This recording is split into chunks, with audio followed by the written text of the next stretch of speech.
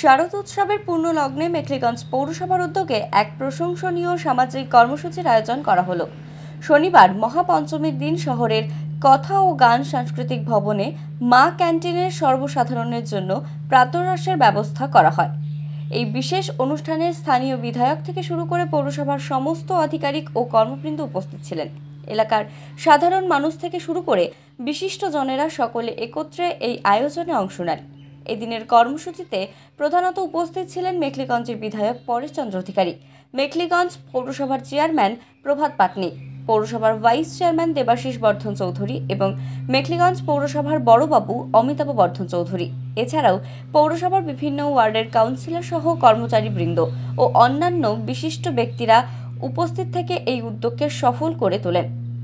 পৌরসভার এই উদ্যোগকে সাধারণ মানুষ সাধুবাদ জানিয়েছেন। পুজোর প্রাক্কালে এমন একটি সামাজিক আয়োজন এলাকার মানুষের মধ্যে আনন্দের বার্তা ছড়িয়ে দিয়েছে।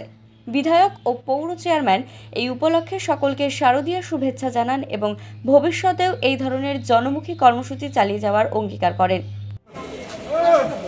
গত বছর থেকে পৌরসভা আমাদের মা ক্যান্টিন চলছে, এই মা ক্যান্টিনে সকালবেলার প্রাতরাশ সবজি, জিলাপি, মিষ্টি সহ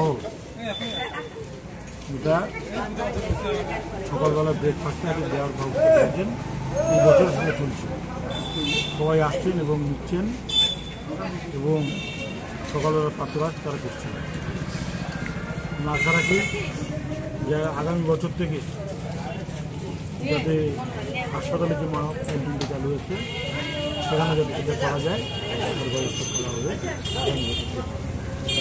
মা ক্যান্টিন চলে, আমরা প্রতি বছর শারদীয়া উপলক্ষে এখানে সকালবেলার ব্রেকফাস্ট যেটা আছে আমরা লুচি, পুরি এবং জিলাপি, মিষ্টি মুখের ব্যবস্থা করি বা সাধারণ মানুষদের জন্য, যারা পথ চলতি মানুষদের জন্য। এবারও প্রতি বছর না, এবারও সেটা করা হয়।